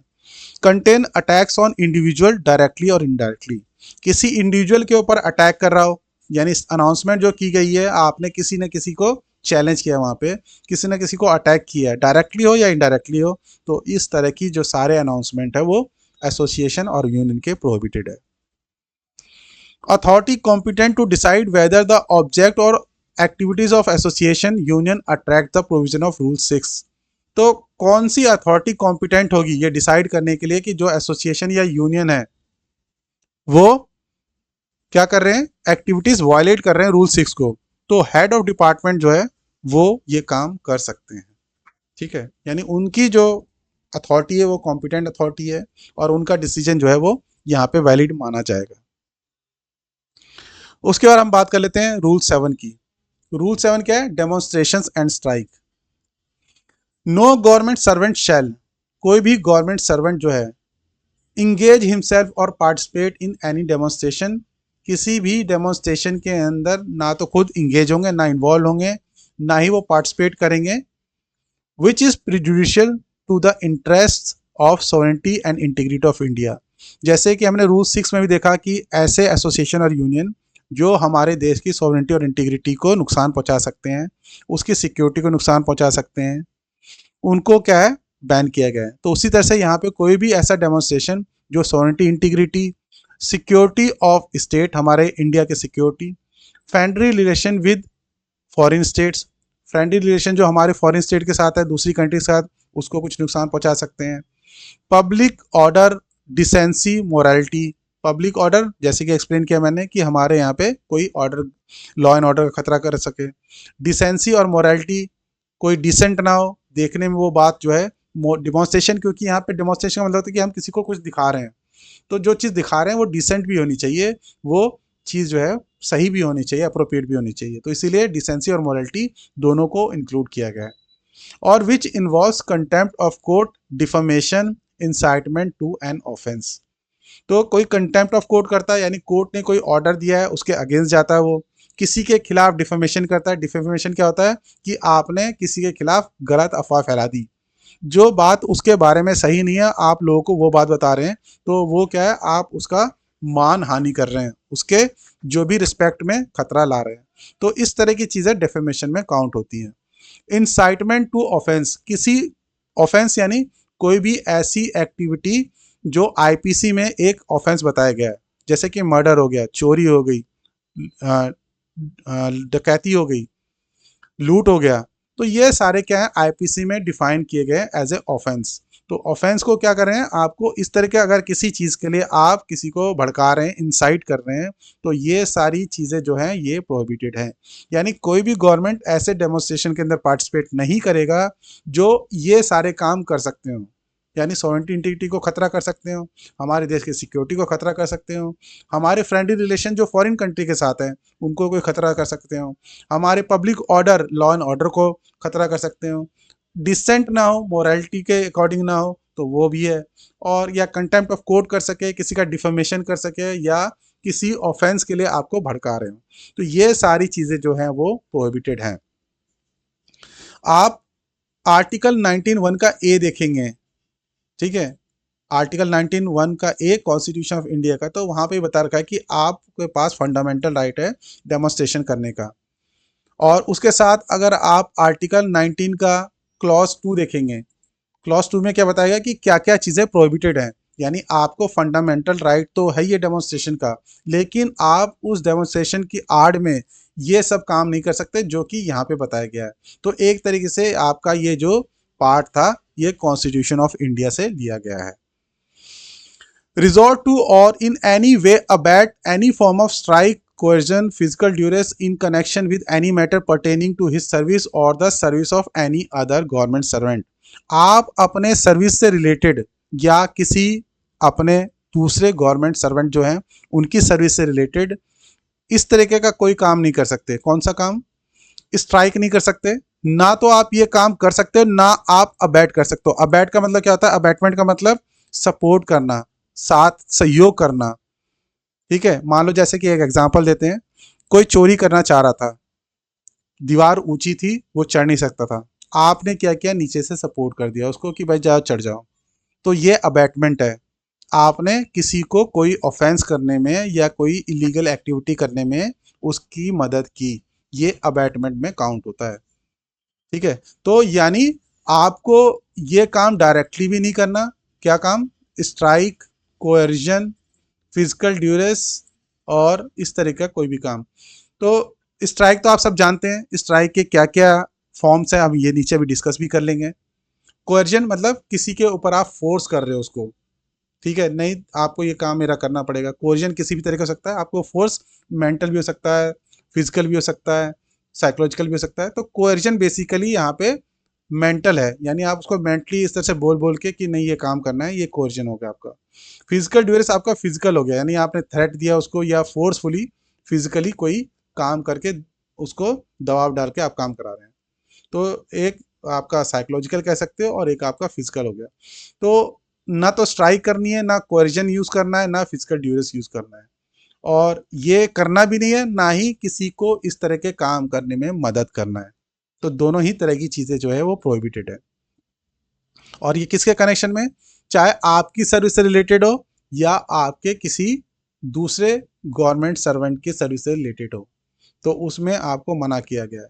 तो कहने का पर्पज़ ये है कि अगर मान लो आपका कोई मैटर है, सर्विस मैटर है, जिसके रिगार्डिंग आपका काम नहीं हो रहा है, आपने क्या कर दिया, स्ट्राइक कर दिया, या आप दूसरे को कोई स्ट्राइक कर रहा था अपनी सर्विस से रिलेटेड, आपने उसकी मदद कर दी, तो वो ये रूल 7 का वायलेशन में आ जाएगा। तो इससे आपको बचना है। रूल 7 जो है वो भी इंपॉर्टेंट है और इसके अंदर से क्वेश्चन कई बार आए हुए हैं, तो इसमें स्ट्राइक के ऊपर काफ़ी बार क्वेश्चन आए हुए हैं। तो ये जो GIDs है रूल 7 के ऊपर, ये बहुत ही इंपॉर्टेंट है। गवर्नमेंट ऑफ इंडिया डिसीजन जो है ये रूल 7 के ऊपर, इनमें से काफ़ी बार क्वेश्चन आया हुआ है, ये आपको ध्यान देना है। Any government servant who is an office bearer, ऐसा कोई गवर्नमेंट सर्वेंट जो एक ऑफिस बियरर है, member of executive committee of a service association, तो सर्विस एसोसिएशन के ऑफिस बियरर होते हैं और उसी के एग्जीक्यूटिव कमेटी के मेंबर हो आप, ये कहने का मतलब है यहाँ पे, should not himself deal in official capacity with any representation or other matters connected with that association. यानी आप जो है ऑफिस बियरर हैं, ठीक है, किसी सर्विस एसोसिएशन के, और खुद ही आप कोई रिप्रेजेंटेशन देते हैं, वो रिप्रेजेंटेशन आपके पास ही आती है, तो आपको उसे डील नहीं करना है, ये यहाँ पे मना किया गया है। आप उस एसोसिएशन, सर्विस एसोसिएशन के खुद ही मेंबर हैं और आप ही अगर रिप्रेजेंटेशन दे रहे हैं, तो आपको ऑफिशियल कैपेसिटी में उस रिप्रेजेंटेशन को नहीं डील करना है। तो ये लिखा है, deal himself in his official capacity with any representation or other matter connected with that association.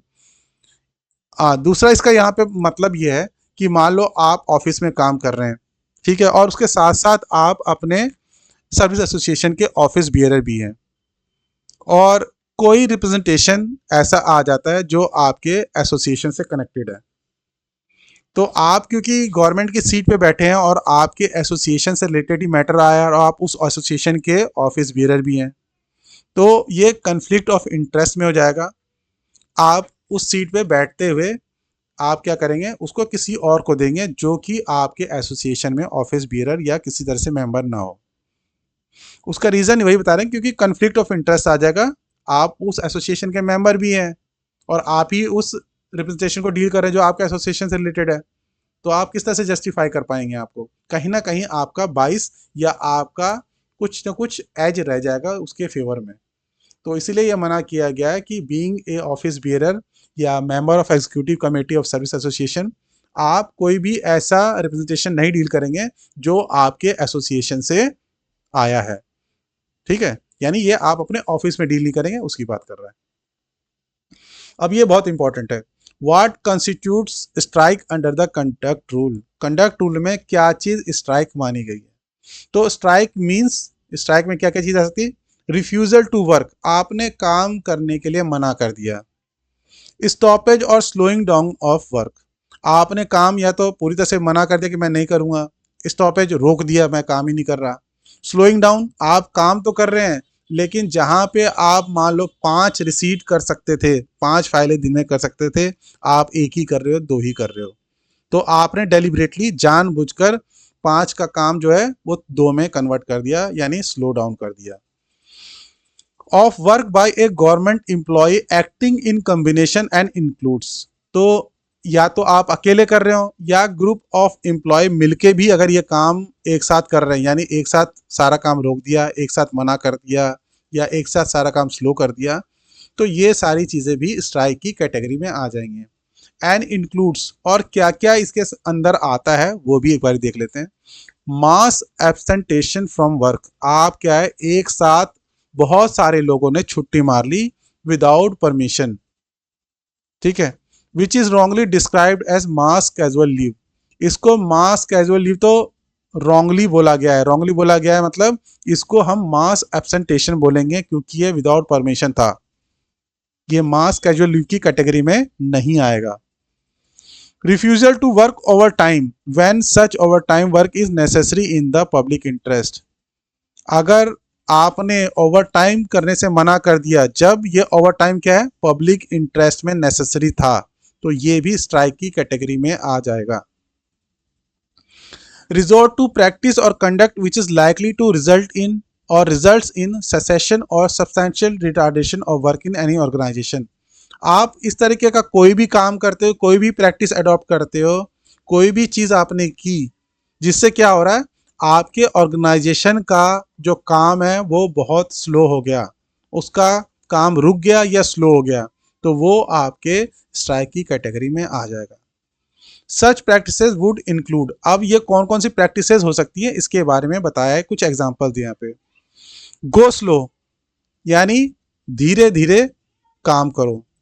Go slow मतलब धीरे जाओ। आपको कहीं पे जाना है, आपको भेजा जा, पहले आप मान लो जैसे फील्ड ऑफिस में आपकी ड्यूटी थी, आपको भेज रहे थे, आप वहाँ पे पहुँचना था आधे घंटे में, आप धीरे धीरे जा रहे हो, आप 2 घंटे में पहुँच रहे हो, तो ये भी एक तरीके का स्ट्राइक की कैटेगरी है, या ये अनलॉफुल एक्टिविटी है। सिट डाउन, आपने क्या किया कि आपको कोई काम जैसे कभी कभार खड़े होकर करना होता है, तो वहाँ पे आप बिल्कुल बैठ गए और वो काम नहीं किया, तो वो सिट डाउन की कैटेगरी में आएगा। पेन डाउन, जो काम आपको लिखित में करना होता था, पेन डाउन मतलब जैसे राइटर्स होते हैं और इस तरह के लेखक हो गए या लिरिसिस्ट हो गए, तो जहाँ पे इस तरीके का काम है, जहाँ पे पेन से काम करते थे, तो एक तरह से वहाँ पे जब उन्होंने पेन रख दिया यानी काम करना बंद कर दिया, तो उसको पेन डाउन की कैटेगरी में लाया गया या उसको पेन डाउन नाम दिया गया। स्टे इन, जब आपको बाहर का कोई काम था और आप बाहर जा ही नहीं रहे हो, अंदर ही आप हो, ठीक है, तो ये स्टे इन की कैटेगरी में आ जाएगा। सिंपैथेटिक, सिंपैथेटिक में क्या हुआ कि आपने किसी दूसरे गवर्नमेंट सर्वेंट को सिंपैथाइज करने के लिए, यानी कोई दूसरा गवर्नमेंट सर्वेंट जो है वो स्ट्राइक कर रहा था, उसकी सिंपैथी में और उसको सपोर्ट करने के लिए आपने भी जो है काम करना बंद कर दिया, या काम नहीं कर रही या स्लो कर दिया, तो वो भी क्या है, एक तरीके का स्ट्राइक है। एनी अदर सिमिलर स्ट्राइक, और इस तरह के और भी सिमिलर स्ट्राइक जो है वो इस कैटेगरी में आएंगे। Absence from work for participation in बंद और एनी सिमिलर मूवमेंट, तो जैसे कई बार बंद का भी ऐलान किया जाता है पॉलिटिकल पार्टी द्वारा, और कोई इस तरह के बंद में पार्टिसिपेट करने के लिए आप एब्सेंट हो गए, तो ये भी क्या है, स्ट्राइक की कैटेगरी में आएगा। और इस तरह के जो भी सिमिलर मूवमेंट्स हैं उसमें अगर आप पार्टिसिपेट करने के लिए एब्सेंट होते हैं काम से, तो वो भी जो है आपकी स्ट्राइक की कैटेगरी में आ जाएगा। ये जो पॉइंट है ये बहुत इंपॉर्टेंट है, इसके अंदर काफ़ी क्वेश्चन आए हुए हैं, कई बार आए हुए हैं, तो आपको ये याद रखना है। ये भी इंपॉर्टेंट है, घेराव के ऊपर भी क्वेश्चन आया हुआ है, तो घेराव क्या होता है ये भी समझ लेते हैं।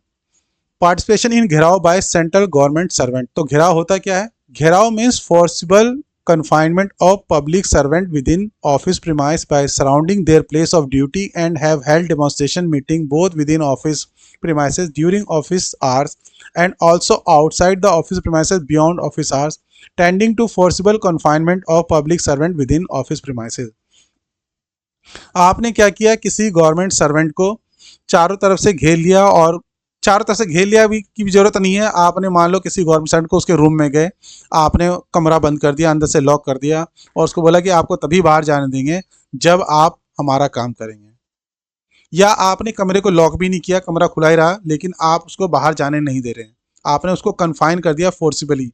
कन्फाइन मतलब उसी कमरे में रोक दिया कि नहीं, आपको बाहर जाने नहीं देंगे जब तक आप हमारी बातें नहीं सुनोगे या हमारे डिमांड को पूरा नहीं करोगे। तो इस तरह के सारी जो बातें हैं, आप चाहे ऑफिस में कर रहे हो, ऑफिस से बाहर कर रहे हो, या किसी तरह का आपने डेमोन्स्ट्रेशन किया या कोई मीटिंग की और चारों तरफ से जो है बिल्डिंग को या उस ऑफिस को या उस पर्सन को घेर लिया और उनको कन्फाइन कर दिया। बेसिकली जो पर्पज़ यहाँ पे जो मेन बात ये है कि आपने किसी को ज़बरदस्ती एक जगह रोक दिया, उसकी मूवमेंट को रिस्ट्रिक्ट कर दिया, तो वो आपके घेराव की कैटेगरी में आ जाएगा। Such demonstration activities are prejudicial to public order, तो ये इस तरह की एक्टिविटी यहाँ क्लियर है कि वो क्या है, पब्लिक ऑर्डर को यानी और लॉ एंड ऑर्डर को या इस तरह के किसी पब्लिक ऑर्डर के खिलाफ है। इन्वॉल्व्स क्रिमिनल ऑफेंसेस, तो ये क्रिमिनल ऑफेंसेस कौन कौन से हैं, ये आईपीसी में डिफाइंड है। रॉन्गफुल रिस्ट्रेन, रॉन्गफुल रिस्ट्रेन का मतलब है कि आपने किसी को गलत तरीके से रोक दिया, किसी को कहीं जाने से मना कर दिया, उसके रास्ते में बाधा बन गए। रॉन्गफुल कन्फाइनमेंट, ये भी डिफाइंड है आपकी आईपीसी में, ये एक ऑफेंस है, किसी को कन्फाइन कर देना किसी जगह पे, यानी जैसे मैंने एग्जांपल कमरे का दिया, तो उस कमरे में उसको कन्फाइन कर दिया आपने, वहीं पे उसको बंदी बना लिया एक तरह का, तो ये भी क्या है, एक ऑफेंस आईपीसी में डिफाइंड है। क्रिमिनल ट्रेसपास, आप उसके कमरे में घुसे, आपको इजाज़त नहीं थी, तो ट्रेसपास जब आप किसी की परमिशन के बिना किसी के प्रॉपर्टी में घुस जाते हैं, वो एक क्रिमिनल ट्रेसपास माना जाता है। तो ये भी एक ऑफेंस है आईपीसी में डिफाइंड।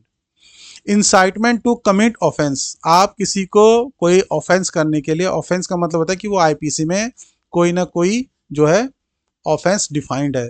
तो आपने किसी को इंसाइट कर दिया, किसी को उत्तेजित कर दिया, किसी को इस तरीके से चढ़ा दिया कि भाई आप ये गलत काम करो, तो ये सारी कैटेगरी में वो आ जाता है। यानी कोई अगर घिराव कर रहा है तो ये चार्जेस उसके ऊपर लगाए जा सकते हैं।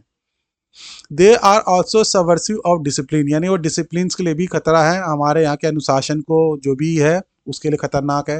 Harmful to public interest, public interest को भी खतरनाक है, क्योंकि जो ड्यूटी उस गवर्नमेंट सर्वेंट को करनी थी, जिसको आपने कन्फाइन किया, ये घिराव किया जिसका, उसको क्या करना था, काम करना था, तो उससे पब्लिक इंटरेस्ट को खतरा है।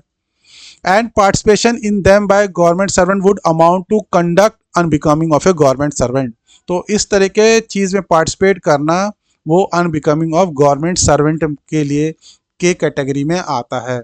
यानी रूल 7 का वायलेशन तो वो होगा ही होगा, उसके साथ साथ रूल 3 का भी वायलेशन है।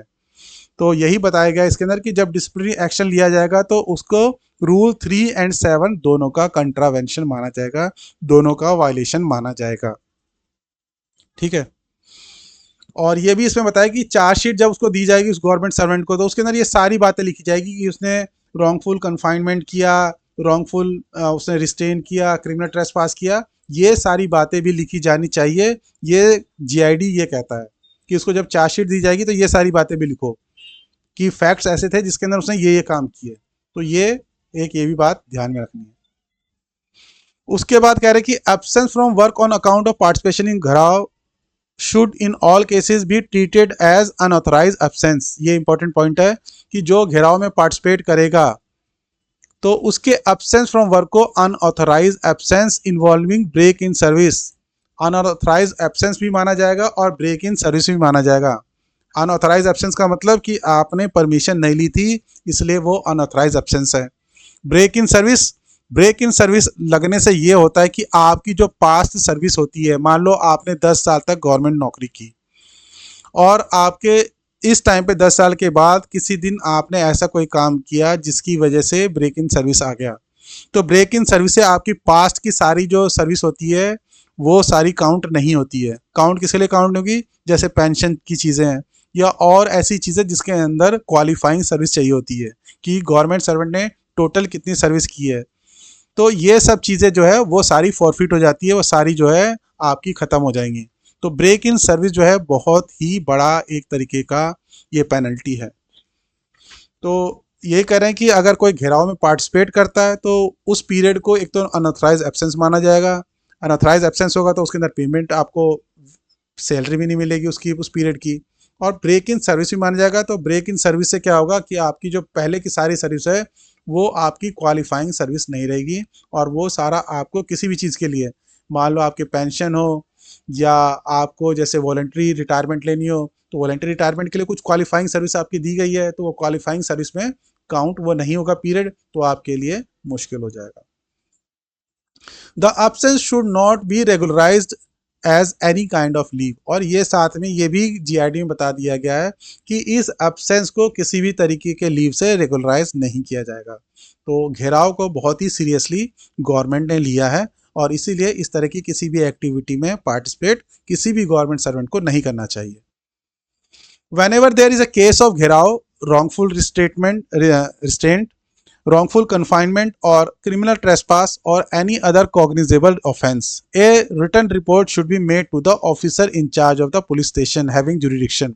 तो वो दूसरा एक चीज़ बताया कि यहाँ पे जब इस तरीके का घेराव, रॉन्गफुल रिस्ट्रेन या इस तरह के कोई भी ऑफेंस कोई गवर्नमेंट सर्वेंट करता है, इसको इन्होंने गवर्नमेंट ने बहुत सीरियसली लिया है। तो बोला कि आप एक रिटर्न रिपोर्ट भी करो उस पुलिस स्टेशन में जिसके जुरिडिक्शन में ये ऑफेंस हुआ है। जनरली जहाँ पे कोई जो ऑफेंस होता है, जो इस तरीके का कोई काम करता है जो आईपीसी में डिफाइंड है, तो उसी एरिया के पुलिस स्टेशन में उसकी रिपोर्ट होती है। तो ये बोला है कि जिस एरिया में इस तरीके का घेराव होगा वहाँ के पुलिस स्टेशन को आप रिपोर्ट भी, रिटर्न रिपोर्ट भी दो, और उनको बोलो कि आप ऑफेंस के लिए, ये कौन कौन से ऑफेंस जो मैंने बताया, रॉन्गफुल रिस्ट्रेन हो गया, ये आईपीसी में डिफाइंड है। तो आईपीसी में डिफाइंड है मतलब इसके खिलाफ जो है गवर्नमेंट जो है, आप गवर्नमेंट सर्वेंट के लिए उसके खिलाफ एक्शन भी ले सकती है, पुलिस कंप्लेंट भी कर सकती है, उसके खिलाफ कोर्ट में भी जा सकती है, सब कुछ काम कर सकती है। तो यहाँ पे इतना तक बोल दिया गवर्नमेंट ने कि आप उनके खिलाफ पुलिस कंप्लेंट करो, एफआईआर दर्ज करो और साथ के साथ आईपीसी के तहत उनके खिलाफ एक्शन भी लो। और इतना ही नहीं, अगर बोला कि अगर पुलिस इस तरह का कोई एक्शन नहीं लेती है तो आप कोर्ट में जाओ, मजिस्ट्रेट के पास जाओ। ठीक है, ये यहाँ पे नीचे लिखा हुआ है, if not standing the mandatory provision of criminal procedure police takes no action on such report. अगर इस तरीके के रिपोर्ट पर जो आपने किया है इनके खिलाफ अगर कोई एक्शन नहीं लेती है तो आप आगे कंप्लेंट फाइल करो एप्रोप्रिएट मजिस्ट्रेट के पास, ताकि इसके अंदर सब्सटेंसिव एक्शन हो सके, पूरी तरह से एक्शन लिया जा सके। ये भी बताया इतना भी, तो बहुत ही सीरियसली लिया गया है घेराव को, ये ध्यान में रखना है।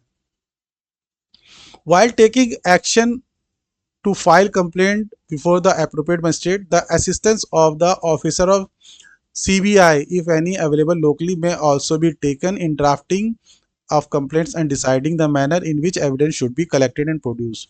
वो कह रहे हैं कि जब आप मजिस्ट्रेट के पास जा रहे हो कंप्लेंट फाइल करने के लिए, तो आप उस वहाँ पे उस एरिया में अगर सीबीआई का कोई ऑफिसर है जो लोकली अवेलेबल है, तो आप उसकी मदद लेकर उस गवर्नमेंट सर्वेंट के खिलाफ कंप्लेंट भी ड्राफ्ट कर सकते हो, या किस तरीके से एविडेंस कलेक्ट करना है, किस तरीके से बाकी चीज़ें इकट्ठा करनी है ताकि उस केस को कोर्ट में प्रेजेंट किया जा सके, आप उनकी मदद भी ले सकते हैं। तो इसकी सिवियरिटी आप देख सकते हैं घिराव के लिए या स्ट्राइक के लिए कितना गवर्नमेंट ने जो है स्ट्रिक्ट रूल्स बना रखे हैं। तो आपको यानी इन बातों का ध्यान में रखना है। Holding meetings demonstration with in office premises bye government servant strictly prohibited. आप ऑफिस प्रीमाइसेस में ही कोई मीटिंग कर रहे हो, कोई डेमोन्स्ट्रेशन कर रहे हो, किसी तरीके का नाराबाजी हो गया या कोई प्लेकार्ड्स यानी आपने जो दिखाते हैं, आपने पोस्टर्स दिखाए, किसी तरह का प्लेकार्ड दिखाया, ये सारी चीज़ें गवर्नमेंट ऑफिस में मना है। कोई भी इस तरीके का काम स्ट्रिक्टली प्रोहिबिटेड है विदाउट परमिशन। परमिशन लेके लेकिन कुछ कुछ मीटिंग्स आप होल्ड कर सकते हो।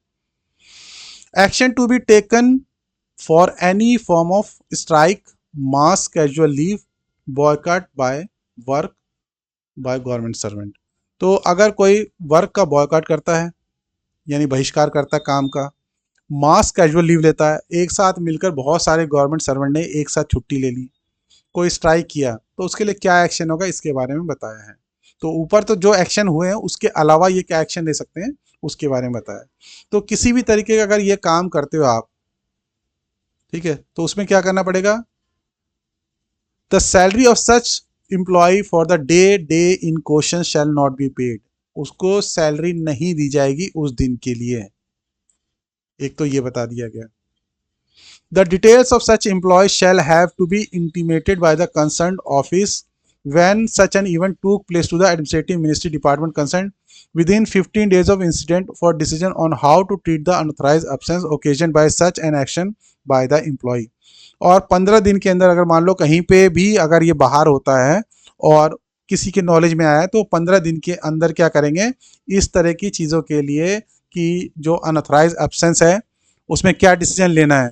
यानी मान लो कहीं बाहर उन्होंने इस तरीके का कोई ऑर्गेनाइज किया स्ट्राइक, मास कैजुअल या कुछ तरह का किया, और डेमोन्स्ट्रेशन के केस में, तो ये 15 दिन के अंदर इसके ऊपर डिसीजन लेना है within 15 days of such incident for a decision on how to treat unauthorised absence occasion by such an action of the employee. तो एम्प्लॉय ने जो इस तरह का काम किया, स्ट्राइक किया, मास कैजुअल किया, 15 दिन के अंदर उसके ऊपर डिसीजन लेना है, ये बताया। This will be without to prejudice to any disciplinary action. तो डिसिप्लिनरी एक्शन जो इनिशिएट किया जाएगा वो तो है ही है, उसके अलावा अनऑथराइज एब्सेंट ट्रीट कर लिया जाएगा, उसको सैलरी नहीं मिलेगी, तो ये सारी बातें भी होंगी। ठीक है, तो ये सारे इंपॉर्टेंट जीआईडीज थे आपके, और ये आज हमने जो है रूल 5, 6 और 7 किया। ये भी इंपॉर्टेंट रूल्स हैं और इनमें से क्वेश्चंस आए हुए हैं। तो नेक्स्ट हमारा जो बात हमें बात करनी है आंसर कीज की। तो लास्ट हमने सेशन में आपसे 3C के ऊपर कुछ क्वेश्चंस पूछे थे, उनके आंसर्स देख लेते हैं। क्वेश्चन 24 का आंसर ए है, क्वेश्चन 25 का आंसर डी है, क्वेश्चन 26 का सी है, क्वेश्चन 27 का ए है, क्वेश्चन 28 का बी है और क्वेश्चन 29 का आंसर डी है। तो आपने जो आंसर्स अपने आप सॉल्व किए थे, आपने देखे होंगे कि क्या आंसर मार्क किए थे आपने, उनके साथ मैच कर सकते हैं। और अगर आपको कोई इशू भी हो, कोई कन्फ्यूजन हो, तो आप कमेंट करके ही बता सकते हैं, मैं आपको एक्सप्लेन कर दूंगा। ठीक है, अब इन रूल्स के ऊपर जो आज हमने डिस्कस किए हैं उनके ऊपर क्वेश्चंस देख लेते हैं। रूल 5 के ऊपर आपके 30 टू 35 क्वेश्चंस आए हैं। 30 टू 35 का मतलब आपके 5 क्वेश्चन रूल 5 के ऊपर आए हैं। तो पहला क्वेश्चन देख लेते हैं, रूल 30 क्या कहता है, सॉरी रूल क्वेश्चन 30 क्या कहता है। Taking part in politics by a government servant is in violation of which of the following rules of CCS conduct rule 1964। तो ये क्लियरली आपका मेमोरी बेस्ड क्वेश्चन है। मेमोरी बेस्ड क्वेश्चन क्यों? क्योंकि आपको अगर रूल याद है कि रूल कौन सा है जिसके अंदर पॉलिटिकल पार्टीज के साथ इन्वॉल्व होना या पॉलिटिक्स में पार्ट लेना प्रोहिबिटेड है, तो आप ये क्वेश्चन कर सकते हैं आराम से। ठीक है, तो आपका rule 3B, rule 5, rule 6, rule 7 में से यहाँ पे आप मार्क कर देंगे जो भी है। Which of the following activities is not considered as misconduct on the part of government servant? किसको misconduct नहीं माना गया है?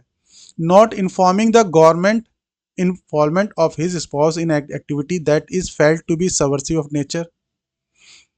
Occasional attendance in political meeting for making normal arrangements during election tour of ministers to enable them to carry out their responsibilities as minister in due discharge of his official duties.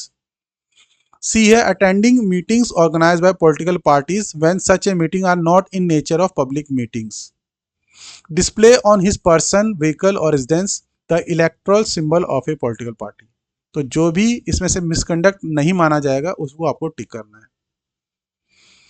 Which of the following activities are permissible under conduct rule in relation to government servant? इनमें से कौन कौन सा permissible या permitted है?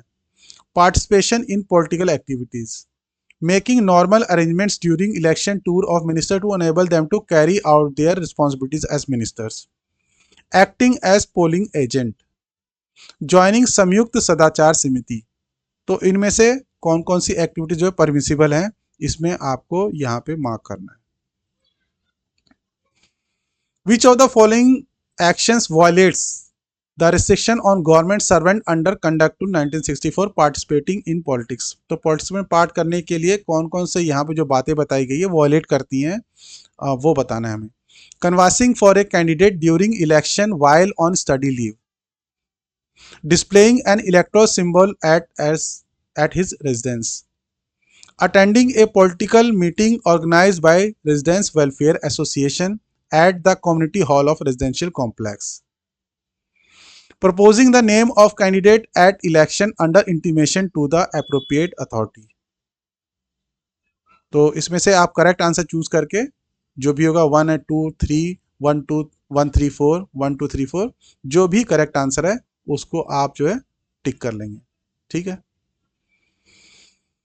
अगला question है which of the following act conduct shall amount to government servant canvassing or using his influence in connection with an election to any legislature or local authority thereby contravening the relevant provision of conduct rule.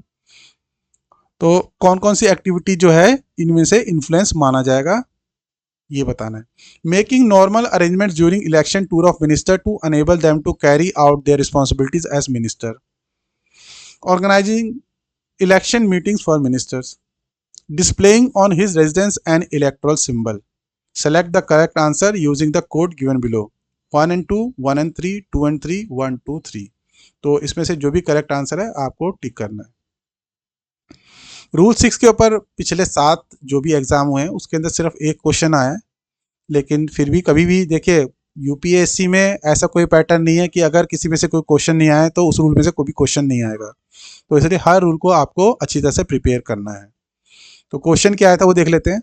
The association union में be allowed to display notices relating to matters of general interest to its member provided such notices. तो कौन कौन से notices जो है वो allowed हैं, अगर ये नोटिसेज इनमें से नहीं है तो क्या वो अलाउड होंगे नहीं होंगे ये आपको करेक्ट बताना है। तो are not in nature of criticism, अगर वो क्रिटिसिज्म के नेचर में नहीं है। Are not submersive of discipline, do not contain offensive language, do not contain any direct attack on any individual। ठीक है, तो एसोसिएशन में भी अलाउड टू डिस्प्ले नोटिसेस ये बताना है। प्रोवाइडेड दैट, तो इनमें से कौन सा जो स्टेटमेंट है वो इनकरेक्ट है ये बताना है आपको, करेक्ट नहीं बताना। Which of the above statement are incorrect ये बताना है, ये क्वेश्चन है। रूल 7 के ऊपर आपके पास 3 क्वेश्चन है जो प्रीवियस ईयर्स में आए, तो इसको देख लेते हैं। Which one of the following conduct rule shall get violated if the government servant engage himself in any demonstration which is prejudicial to the interest of sovereignty and integrity of India। तो अगर कोई government servant अपने आप को demonstrations में held मतलब engage कर लेता है और वो डेमोन्स्ट्रेशन क्या है, प्रेजुडिशियल है सॉवरेंटी और इंटीग्रिटी ऑफ इंडिया को, तो कौन सा रूल वायलेट हो रहा है ये आपको बताना है। ठीक है, तो ये तो रूल बेस्ड है, मेमोरी बेस्ड है, आपको अगर रूल याद है तो आप टिक कर पाएंगे। नेक्स्ट क्वेश्चन है, in context of CCS conduct to 1964 strike mean. Strike में क्या क्या आ सकता है, क्या क्या इसके मीनिंग में आ सकता है। Mass एब्सेंटेशन from work without permission, refusal to work overtime where such overtime is necessary in the public interest, practices like go slow, sit down, token strike. Select the correct answer using the code below. तो इसमें से कौन सा correct answer है, कौन कौन से जो है स्ट्राइक के मीनिंग में आएंगे, आपको इसमें से टिक करना है। ठीक है, under the CCS conduct tool strike means, देखिए 2 बार ये क्वेश्चन आया हुआ है और थोड़ा अलग डिफरेंट बना के दिया हुआ है, 1-2 स्टेटमेंट एक्स्ट्रा दिए हुए हैं, तो ये भी क्वेश्चन जो है काफ़ी बार आया है, तो ये बहुत इंपॉर्टेंट है। स्ट्राइक में क्या क्या इंक्लूड होता है, तो में mass एब्सेंटेशन from work without permission which is often described as mass casual leave, refusal to work overtime even when it is in public interest, absence from work for participating in a band, attending the office but not doing any work as a mark of protest। Which of the above statement are correct? तो इनमें से कौन कौन से strike की definition में आते हैं ये आपको यहाँ पे सिलेक्ट करके बताना है। ठीक है, तो यहाँ हमारा जो आज का सेशन था वो एंड पे आ जाता है। Thank you very much for watching my video, और आपको अगर ये मेरा एफर्ट पसंद आया हो तो आप इसको लाइक कर सकते हैं, कमेंट कर सकते हैं, सब्सक्राइब कर सकते हैं। तो thank you very much and जय हिंद।